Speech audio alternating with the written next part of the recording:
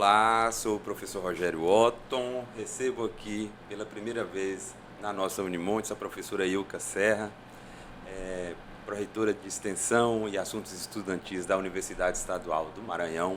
Posso dizer que é a minha colega de função, porque eu também estou à frente da pró-reitoria de Extensão da Unimontes. Primeiro, um prazer estar te recebendo aqui, te encontrando mais uma vez, Ilka. É sempre um prazer trocar ideia com vocês e, nesse caso, agregando com muito mais gente hoje, podendo te ouvir presencialmente, à distância. Quero te dizer que foi uma honra te receber aqui no nosso Congresso Internacional da Unimontes, nosso segundo Congresso Internacional da Unimontes, que a gente tem muito prazer mesmo, e a gente está muito feliz em te receber aqui. Antes de falar da Ilka, pró-reitora, pesquisadora, com tanta coisa para nos contar academicamente, eu gostaria de saber, já sei um pouquinho, mas a Ilka Serra, pessoalmente, de onde é que ela veio, né, qual é a sua trajetória de vida, desaguando na agronomia e hoje estando à frente de uma pró-reitoria de extensão, mas eu sei que você tem várias outras atribuições, né? Seja bem-vinda. Então, Rogério, muito obrigada mesmo por esse acolhimento. Me sinto muito feliz também aqui. Acaba sendo uma casa nossa, né? A Universidade Estadual, uma co-irmã nossa no Brasil. E é sempre bom retornar a Montes Claros e agora conhecendo um pouco mais da estrutura, né, da Unimontes. E esses dias foram dias de muito aprendizados, né? Eu fiquei muito feliz de ter um público muito grande, muito forte, ali aguerridos, Ávido, né? ouvindo, ávido por essa construção de conhecimento. Bem, falar da professora Ilka, que se mistura com a Ilka Serra, que se mistura com a mãe, que se mistura com a corredora, que está treinando, está em treino, não está em boas formas como o professor Rogério, mas a nossa vida é isso, né? É uma mistura do que nós fazemos como família, que nós fazemos como vida profissional, mas em prol sempre de uma sociedade mais justa, mais igualitária, mais inclusiva. E é nessa perspectiva que eu me encontro também fazendo a educação do nosso estado do Maranhão por meio da UEMA, que é uma universidade importante para o estado, a primeira universidade estadual. Nós temos duas universidades. E a UEMA ela começou na cidade que eu nasci, né? Dos primeiros cursos, na verdade, ainda não era universidade, era uma fundação. Então, foi na cidade de Caxias, cidade esta que eu nasci, cidade de Gonçalves Dias, princesa do sertão maranhense. E aí, trilhando o caminho realmente de buscar mais estudos, buscar mais conhecimento, fui para São Luís estudar, né? E de lá, então, acabei conhecendo o Brasil inteiro por meio de muitas ações que a própria universidade me proporcionou. Então, é um pouco da nossa história, mas sempre levando as nossas lindas e queridas filhas juntas, né? Rebeca e Isabela, que são o meu pilar de fortalecimento, para quem eu luto todos os dias, para serem mulheres também fortes e que possam lutar pelo nosso país. O seu legado está garantido, então, né? Eu acredito que sim, viu? Já tenho a Ilquinha vindo aí. Ai, que bom. Bom, não à toa a gente convidou como pró-reitora e das suas experiências com a UEMA e a extensão, e um dos motes principais do nosso congresso esse ano foram as ODS, os Objetivos de Desenvolvimento Sustentáveis, que a Unimontes, entendendo que a qualquer momento ela não existe estar atrasado, existe não querer fazer, Sim. né? Então, sabendo da experiência da UEMA, muitas vezes capitaneado pela extensão nesse processo de inserção nos ODS, é que a professora Ilka foi convidada e nos brindou com duas falas, e mais uma vez aqui a gente vai poder eternizar o momento da professora Ilka em Montes Claros, na Unimontes, mas eu gostaria que você expusesse um pouquinho desse momento específico de quando a UEMA decidiu por abraçar os ODS, sabendo das responsabilidades que também isso causa, né? Isso leva para a universidade. Não é algo que você simplesmente assume e tá acabado.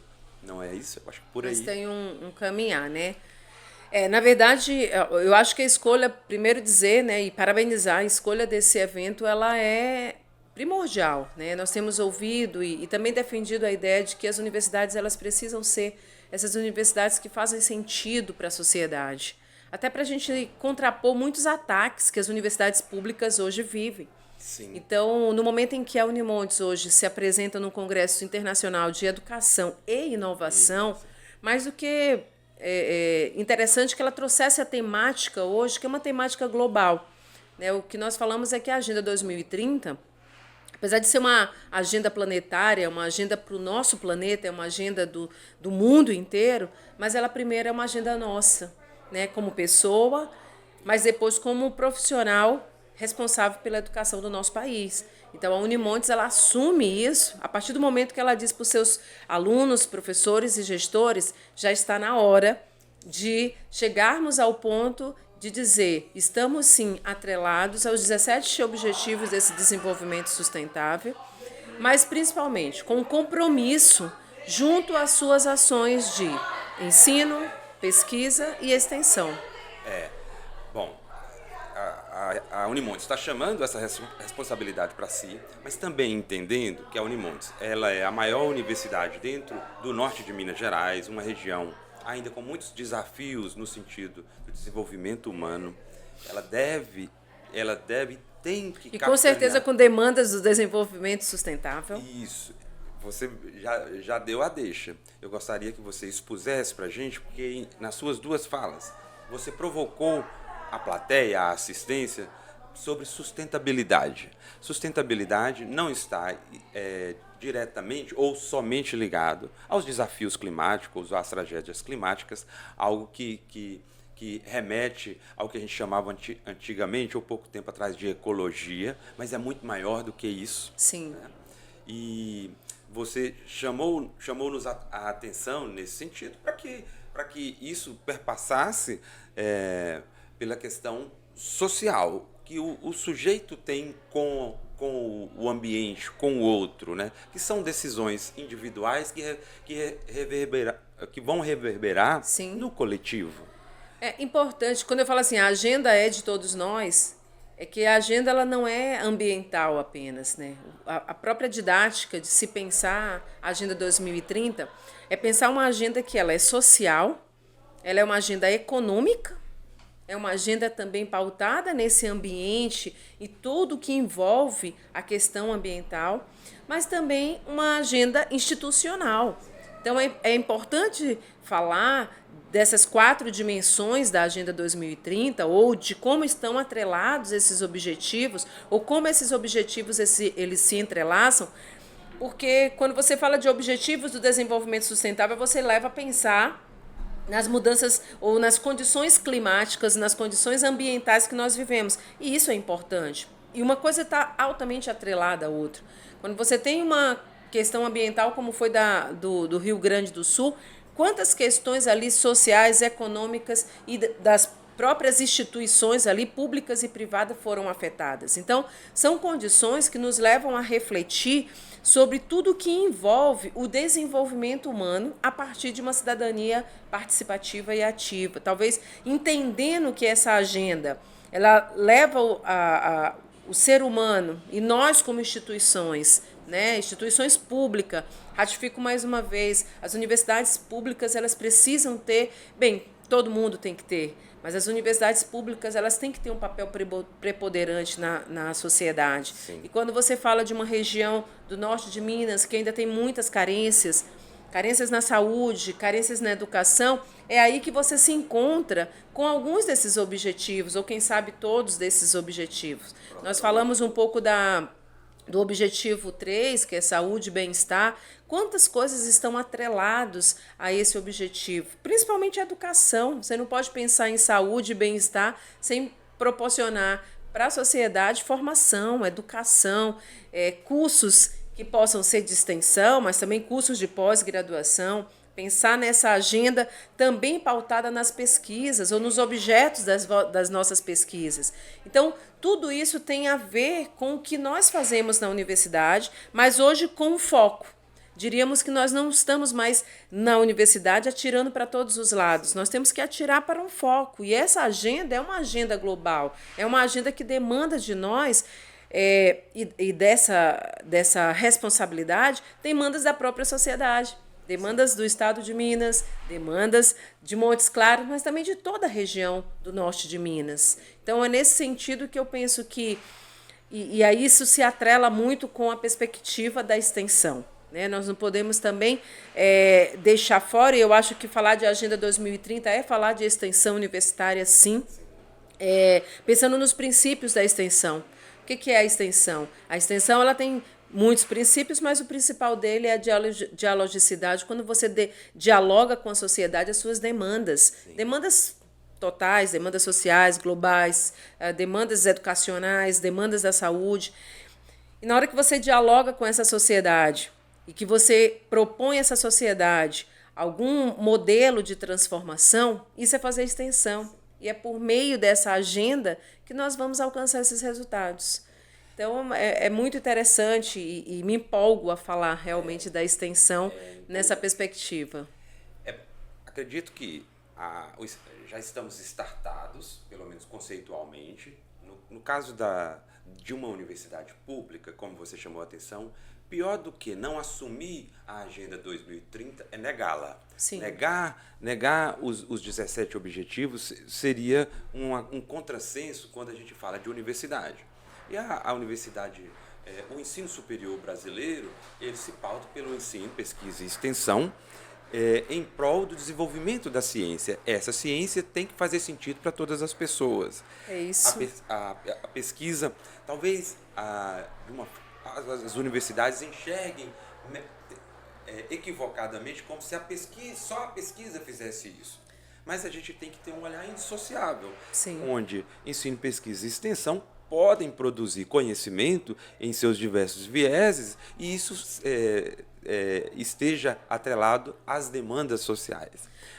Isso. Eu acho que cada vez mais a própria LDB já falava da indissociabilidade do ensino, da pesquisa e da extensão no ensino superior. Eu acho que cada vez mais nós temos que assumir isso.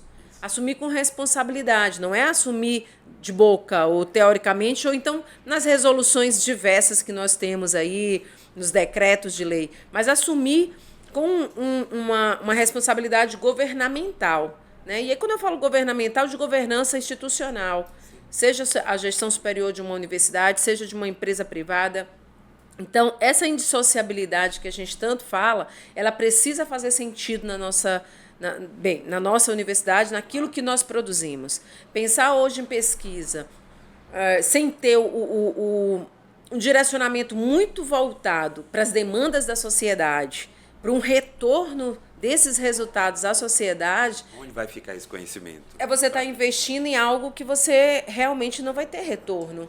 Porque o retorno, inclusive o retorno, né, das pesquisas, não pode ser em prol do individualismo do pesquisador. Sim, você faz uma vaidade. Uma vaidade, né, do pesquisador, não é isso. E falo também em relação à extensão. Quanto de nós, professores extensionistas, às vezes, não, a extensão é minha, o projeto é meu, sim, mas não dialoga com nada da sociedade, com nenhuma demanda da sociedade.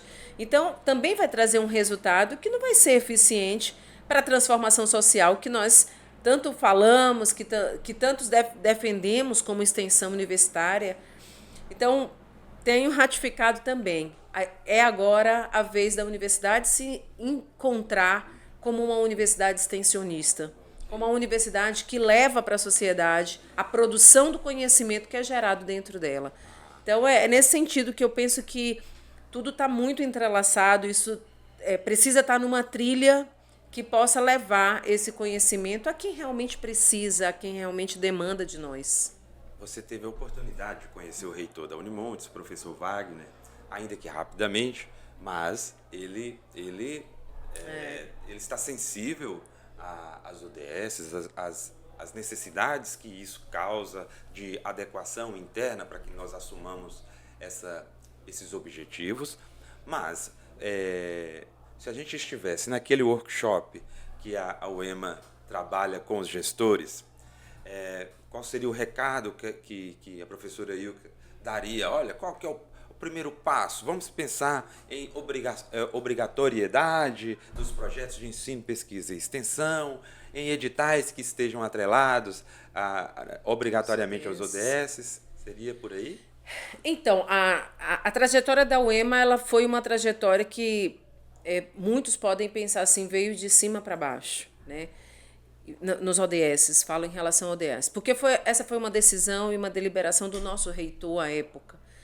E uma decisão muito acertada, quando ele propôs que criássemos, via pró-reitorias, um comitê esse que começasse a estudar, a ver possibilidades de que a UEMA implementasse os ODS em toda a sua governança, em todas as suas áreas de atuação, não somente nas pró-reitorias, mas hoje, por exemplo, o nosso processo seletivo, ele tem o viés a atender aos Objetivos de Desenvolvimento Sustentáveis. E a internacionalização, bem, todos os setores da universidade. E foi aí que surgiu, então, a ideia de se criar uma assessoria que pudesse nos dar subsídio, ou seja, dar subsídios para a universidade em relação ao que era essa agenda, o que a UEMA tem a ver com essa agenda, o que nós poderíamos capacitar os gestores, o que poderíamos fazer para que a UEMA se encontrasse hoje dentro de uma agenda que era dela, que é a Agenda 2030, Sim. que é uma agenda da UEMA, que é uma agenda da Unimontes. E é muito bom quando você fala assim, o nosso reitor tem sensibilidade. Eu vi isso, né? A apresentação dele, a fala dele traz muito essa perspectiva de que eu vou buscar mais fomento para a extensão. Quando ele fala que ele vai buscar mais fomento da extensão, ele vai buscar mais fomento para a transformação social do Estado, da região onde vocês atuam. Nesse contexto, nós começamos a pensar que os gestores, isso não poderia ser só aluno e professor envolvido, que todos os gestores da universidade, eles talvez fossem a peça-chave para estar em alto nível de formação em relação à Agenda 2030. Então, nós passamos a pensar em cursos hoje direcionados para o gestor, e os cursos são exatamente gestor sustentável, né? Pensando todas as ações desse gestor frente a uma Agenda 2030, frente a uma sensibilização para as suas ações. E propomos esse curso, é um curso que hoje ele fica disponível apenas para os professores, para os gestores da universidade, mas já nos colocamos aqui à disposição para essa formação também com os gestores da universidade. Mas eu quero te dizer que isso precisa ser realmente uma agenda de gestão e de governança da gestão superior. Não adianta a pró-reitoria de extensão fazer, a pró-reitoria de pesquisa fazer, se a pró-reitoria de ensino não se encontra nesse contexto. Não adianta só a pesquisa fazer, se a extensão fala assim, isso não tem nada a ver comigo. Ou então, vocês têm um núcleo de educação à distância que é muito forte no Estado. É importante também que os cursos da EAD possam levar essa dimensão da extensão, essa extensão da Agenda 2030 em todos os seus âmbitos, em todos os seus aspectos, em todas as suas perspectivas. Então, mas eu digo que, vindo de uma proposta de governo do reitor, acaba sendo muito mais fácil ele congregar os seus parceiros ali das pró-reitorias, das outras assessorias. Eu penso que é um caminho talvez mais rápido, né? Poderíamos trilhar talvez o caminho, vamos começar pela extensão, depois pesquisa, mas isso seria muito mais demorado e nós não temos tempo a perder com a missão da universidade, Sim. que é de atender a sociedade, né? A Unimontes existe nesse lugar, o Estado investe nessa universidade para dar retorno para a sociedade. Então, vamos dar retorno dentro de uma perspectiva do que já existe, que é uma política global de atendimento à população, atendimento de toda a comunidade, toda a sociedade. Então, é por aí. Vou fazer uma curvinha aqui, mas a gente vai manter na mesma região. Tá. Né?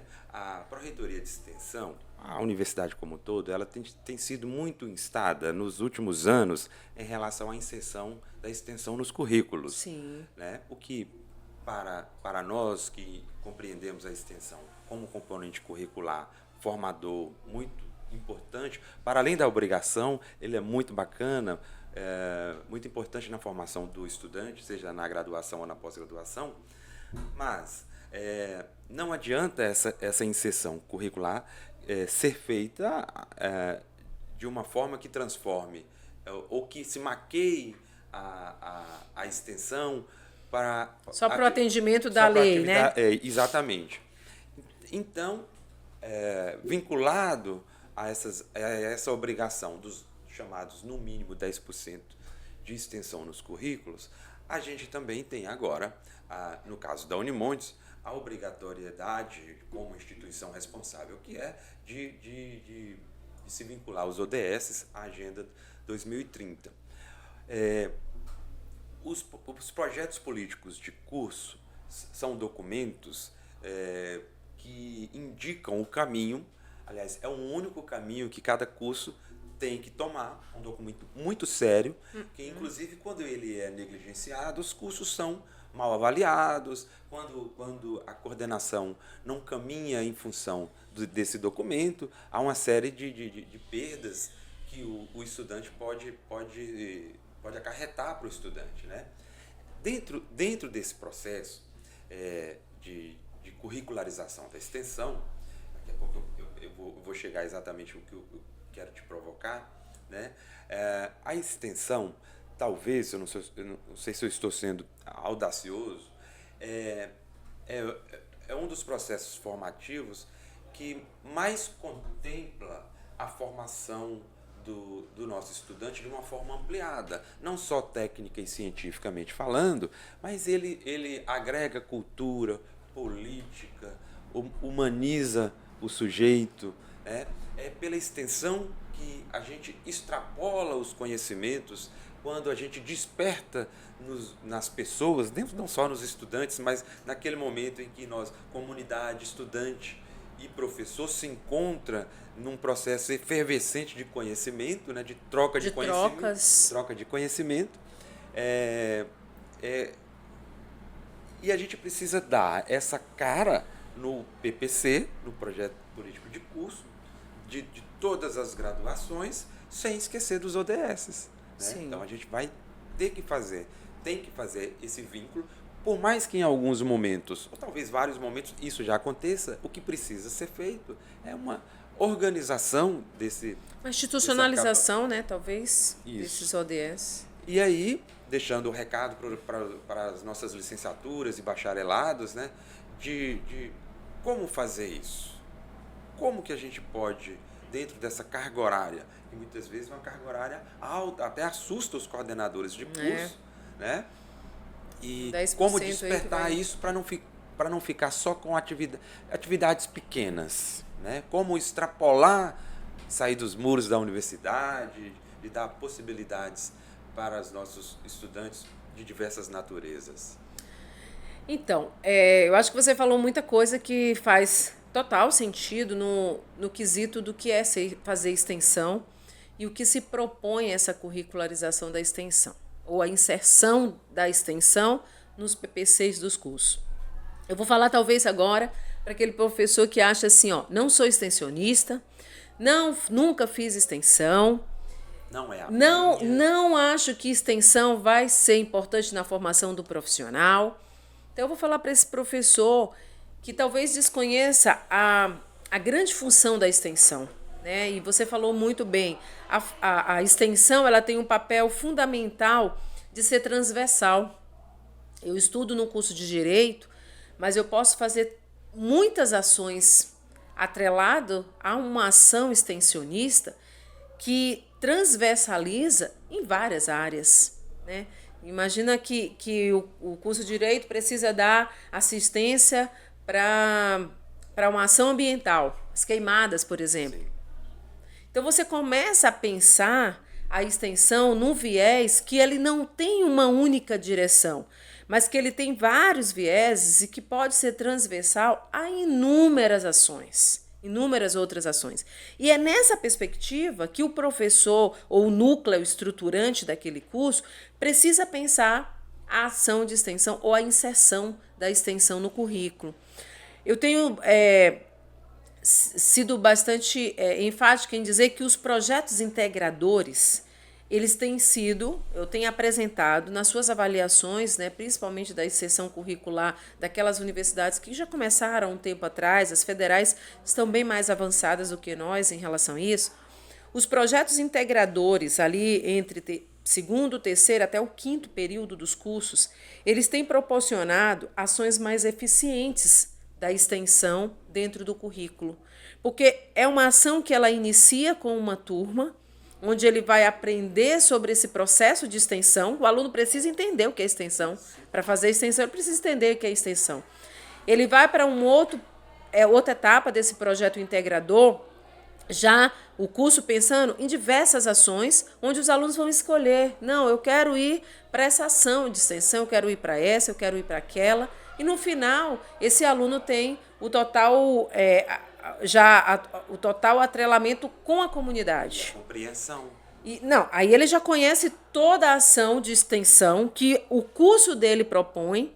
E aí eu te digo, a formação é completa. Porque ele vai ter o conteúdo da prática é muito importante. Uma das coisas mais importantes, talvez, a destacar em relação à extensão dentro do currículo é que ela proporciona a humanização da formação. Isso é algo que não tem preço. Nós estamos buscando cada vez mais, dentro das nossas universidades, uma educação humanizada, uma educação que eu possa olhar para o sujeito, uma educação que eu possa olhar para aquele aluno que tem deficiência, diferente daquele aluno que não tem nenhum tipo de deficiência ou que já vem de uma condição diferenciada de aprendizado. É o que nós chamamos na educação tecnológica de uma educação personalizada. E essa extensão, atrelada à demanda vinda dos ODS ou à demanda da sociedade, ligada, né, nesse trilho dos ODS, faz com que esse aluno tenha uma visão da sua profissão mais humanizada.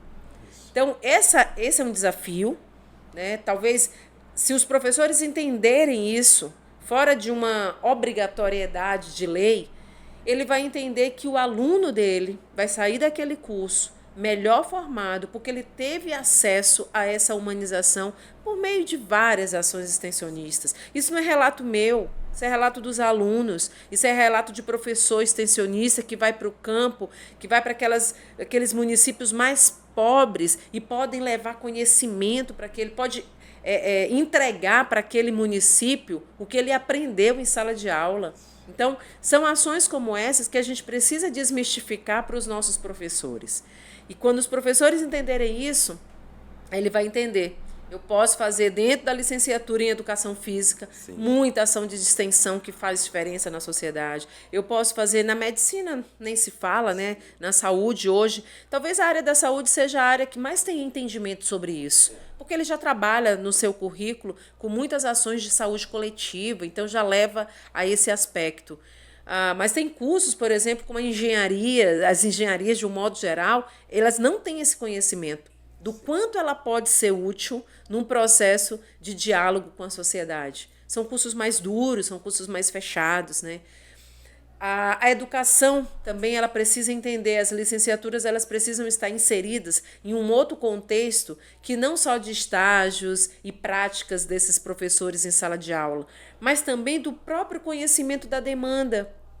Quantos alunos nós temos recebido nas nossas escolas de educação básica com deficiência e os professores não sabem como agir. Não sabem como agir porque não passaram por nenhuma ação de extensão que pudesse fazer com que eles vivenciassem na prática esse estar junto de alunos com deficiência. São tantos motes, né, da extensão com esse viés da humanização que tem, no final das contas, um objetivo claro, que é tornar essa formação profissional dos nossos estudantes cada vez mais eficiente, cada vez melhor preparados, com competências que são exigidos hoje dentro desse mundo do trabalho. E é por meio da extensão e é por meio dessas demandas sociais que nós vamos conseguir atender. Então, eu foco muito nessa questão de sensibilizar o professor a fazer extensão no seu currículo, a pensar o seu curso por um viés da extensão. Lógico, aí nós temos um feixe, uma carrada de possibilidades por meio dos próprios objetivos do desenvolvimento sustentáveis. Que aí ontem eu apresentei, né, como eles são diversos, como eles se conectam um com o outro, como eles não é um objetivo em si, mas alguns indicadores desse objetivo que leva a se interligar com outros indicadores de outros objetivos. E isso faz sentido em todas as áreas do conhecimento. Então, é nesse sentido que eu penso que a gente tem muito que avançar, mas vejo a extensão como um caminhar interessante dentro dessa formação profissional de qualidade, né, tão exigido por nós, dos nossos alunos. Educação de qualidade, mais um ODS. Mais um ODS. Bom, a gente se ateve aqui principalmente nos professores, até porque nós somos professores, né?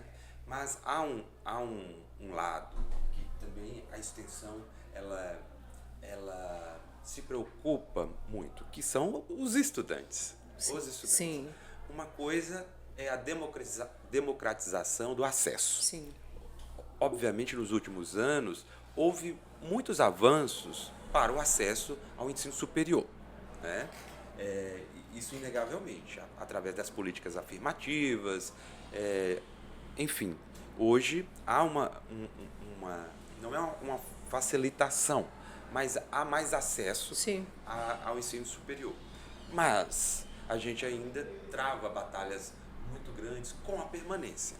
A permanência não perpassa somente pela questão financeira. Sim. Né? A questão financeira ela é muito importante, claro, mas a gente também tem problemas em relação a estudantes que não têm problema financeiro, mesmo assim ele desiste do estudo, né? Há também evasão nesse grupo de pessoas que são, vamos dizer, privilegiadas. Isso não é nenhum demérito, mas obviamente as pessoas que vivem em vulnerabilidade são mais atingidas.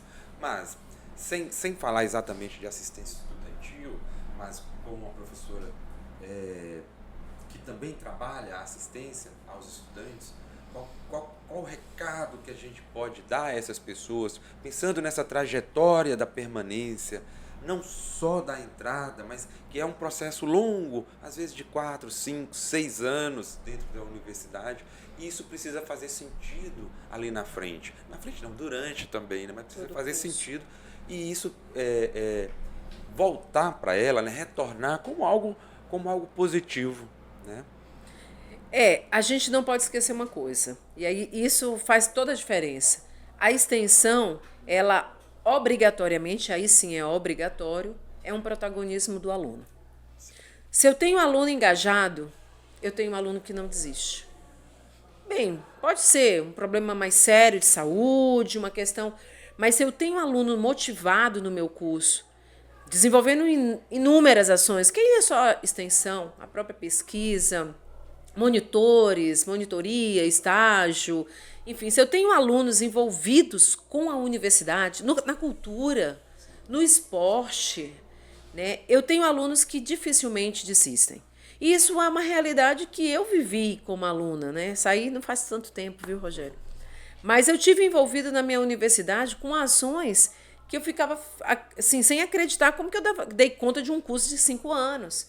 Porque eu fui bolsista de iniciação científica, depois eu fui para a extensão, era presidente do CA, do meu diretório acadêmico do meu curso, depois fui me envolver com esporte, e isso foi a minha vida na universidade. A gente tem um lema lá para os nossos calouros, que é viver na sua melhor fase. A gente acredita mesmo que a universidade é um local de viver a sua melhor fase. E quando a gente fala também de alunos vulneráveis, a gente fala que a universidade tem compromisso com esses alunos, e é por isso que existem os auxílios estudantis. Mas a universidade nenhuma universidade vai dar conta de atender a todas as demandas de auxílio estudantil. Por isso que eu penso que a extensão, né, a iniciação à extensão, a iniciação à pesquisa, traz esse aluno para um centro do seu protagonismo como estudante. Né? Não é mais aquele aluno que só vai para a aula, assistir a aula e o professor blá, blá, eu vou me embora, vou para casa, ou então vou almoçar no RU, vou embora. Não, mas esse aluno acaba se envolvendo com a universidade. E É nessa perspectiva que nós temos trabalhado na ProExar, né, na nossa Pró-Reitoria de Extensão e Assuntos Estudantis, para que cada vez mais a gente tenha alunos engajados, vivendo a sua melhor fase na universidade.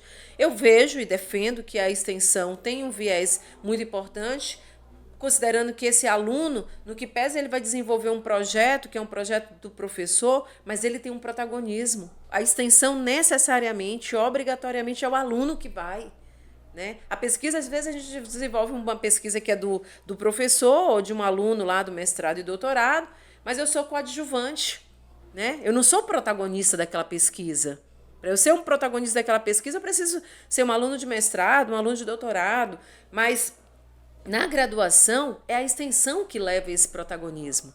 E aí, engraçado, já no mestrado e doutorado, e aí eu defendo que o aluno também do mestrado e doutorado, eles precisam fazer pesquisa, mas também fazer extensão, muda um pouco o eixo. Ele é o protagonista da sua pesquisa e ele também vai ser o protagonista da extensão, ou seja, do resultado daquela pesquisa a ser desenvolvido para transformar aquela comunidade, aquela escola, enfim. Então, quando a gente defende isso, quando a gente entende isso, que o protagonismo é do aluno na extensão, a gente acaba trazendo ele para um centro importante da sua formação. Né? O que nós trabalhamos muito na EAD, o aluno como o autossuficiente para se conhecer e para construir o seu conhecimento. Eu não tenho o professor lá toda hora, eu não tenho o tutor lá toda hora. Então, em algum momento, esse aluno ele vai ser o protagonista do seu próprio aprendizado. Então, vamos trazer isso para o presencial. O aluno como esse protagonismo também na construção do seu conhecimento. E aí a gente tenta, talvez, minimizar muito dos danos que nós temos hoje de evasão, né? Que é um problema sério nas universidades. Talvez fosse o principal benefício, né? Pensando numa universidade como um todo. Né? Mas se a gente pensar nele primeiro, se a gente pensar, não, ele mesmo pensar nele primeiro. Ele no seu investimento. E uma universidade que lhe dê condições para isso também. Né? Isso vai refletir também na diminuição dos abandonos. Rogério, a gente tem, e é impressionante isso, eu falo, todos os lugares que eu vou, eu falo sobre isso, e também eu me emociono quando eu vou para esses eventos. Nós temos um grupo dentro das engenharias que nós financiamos os projetos especiais. Esses projetos, eles participam de eventos nacionais, internacionais, para construção de carro, de motor, de helicóptero, de avião. São 6 projetos especiais. De foguete. E eles mesmos produzem tudo. Tem um professor que é o monitor, mas eles mesmos criam seus carros, eles criam seus foguetes, avião, o que for. E eles têm uma liderança administrativa, eles têm uma diretoria. Tudo feito por eles. Eles que captam recurso, a gente financia parte do projeto, mas os projetos às vezes são muito caros, então eles buscam financiamento de fora. Então, dentro desse grupo, eles empreendem, eles são gestores, eles são administrativos, eles são técnicos, né, porque eles vão construir os carros. Geralmente é o pessoal da mecânica e da engenharia civil. Acho que, não sei se tem algum projeto especial da engenharia de produção. Mas o que eu quero dizer é que quando eles vão apresentar esses resultados, quando eles vêm dos campeonatos nacionais, principalmente, você fica besta de ver a formação desse aluno. Eles dão um show de aula, assim, do que eles fizeram, como eles captaram o recurso, como eles gerenciaram esse recurso, o que foi possível apresentar, os problemas técnicos que aconteceram, se eles, né, não foram tão bem nas provas. É impressionante. E é isso que eu digo. Esse aluno, ele está preparado para o mundo do trabalho. Ele está pronto. Ele vivenciou ali o que é fazer, na prática, a sua construção de conhecimento. E atrelada a várias competências. Competências essas que muitas vezes nós não ensinamos dentro de sala de aula. Muito difícil. Então, é nesse sentido que eu falo que o aluno ele precisa buscar esse empreendedorismo do conhecimento. Ele empreender na sua forma de aprender. Né? E não só esperar do professor, não só esperar da universidade. E para a gente, assim, não tem esse estudo, né? Talvez até seja uma ideia de um estudo, de mostrar que todos esses alunos que estão envolvidos em projetos dessa natureza, em iniciação científica, iniciação à extensão, são alunos que permanecem na universidade. Com certeza. Deve haver um link aí quase que direto, né? Professora Ilka, a gente está caminhando para o final do nosso encontro aqui na nossa Unimontes. Durante o 2º Congresso Internacional da Unimontes, de Educação e Inovação da Unimontes. Mas antes de encerrarmos, eu gostaria que você fizesse um convite às pessoas, né, para ir no seu Maranhão, no nosso Maranhão. Quais são os atrativos desse estado tão bacana, tão então, pois é, olha a responsabilidade, né? Mas estão convidados, né? Eu sei que o mineiro gosta muito de praia. E o Maranhão tem muitas praias belíssimas, mas a gente não pode deixar de falar do nosso queridíssimo Lençóis Maranhenses. Então, hoje, né, foi eleito como patrimônio natural da humanidade, o que nos deixa com uma responsabilidade muito grande, mas dizer que é uma maravilha do mundo, né? Algo que a gente tem tentado cuidar com muito carinho, porque eu já fui inúmeras vezes para os Lençóis Maranhenses, mas todas as vezes que eu vou, eu me impressiono com aquilo, é algo realmente que é inexplicável, a beleza daquele lugar. E todos estão convidados. É um lugar belíssimo de conhecer. Hoje o acesso é muito mais fácil, né? Você chegando em São Luís, fica mais ou menos 250 quilômetros ali pertinho. Você já tem hotéis, pousadas, muito, né, de todos os preços, mas, enfim, é um local que vale a pena você investir para conhecer, né? Os Lençóis Maranhenses. Sem contar nas belezas da própria capital, né? São Luís, que também esse ano completou 417 anos. Né? Também é uma cidade com muitos atrativos históricos, religiosos, para aqueles que gostam. Temos a maior festa junina do Brasil. A gente acaba brigando com o pessoal. Isso dá problema, né? Tem problema. Tem. Paraíba, Campina Grande, Caruaru. Dizem que são os melhores, mas nós somos os maiores. Então, tá tudo certo. É o melhor Bumba Meu Boi. Então, reggae também, que é... Então, para quem gosta de reggae, né, também está convidado, é conhecida aí como a Ilha do Amor. Então, essa ilha que congrega muitas culturas, né? O Maranhão é altamente diverso na cultura, então venha conhecer, aqueles que queiram conhecer Caxias também, uma cidade linda, uma cidade muito... Terra Morena de Gonçalves Dias. Terra Morena de Gonçalves Dias, muito bem. Mas vale a pena. O Maranhão é lindíssimo. Nós temos regiões do sul do Maranhão também, para quem gosta de cachoeiras. Eu sei que vocês aqui têm muitas, mas a região sul do Maranhão é belíssima pelas suas cachoeiras. Então, é um estado lindo para conhecer. É um estado que tem se desenvolvido muito. E a UEMA tem um papel importantíssimo nesse desenvolvimento. Preciso destacar isso, né? Uma universidade que tem dado um retorno muito grande para a sociedade, em termos de acesso ao ensino superior, mas também de construção de conhecimento e de resposta a essas demandas que nós falamos agora há pouco, demandas grandes também que nós vivemos no Estado, um Estado ainda com déficits educacionais muito ruins, e que a gente luta todos os dias, né, para vencer esses déficits e apresentar realmente à sociedade uma educação que possa fazer diferença no nosso Estado. Ótimo, depois desse convite delicioso da professora Ilka. Acho que todo mundo vai para o Maranhão, está convidado. E guia privilegiado ainda, né? Vamos, podemos fazer aí uma viagem cultural e aí já... Seria demais. Agradecer pela sua presença aqui mais uma vez em Montes Claros. Você entregou muito mais do que a gente imaginava. Imagina, uma alegria estar aqui, Rogério. Pela Pró-Reitoria de Extensão e pela Unimontes, a gente agradece demais pela sua presença durante o Congresso, que a gente possa também trocar ideias em outros momentos, sejam presenciais ou virtuais. A Unimontes está de braços abertos para a UEMA.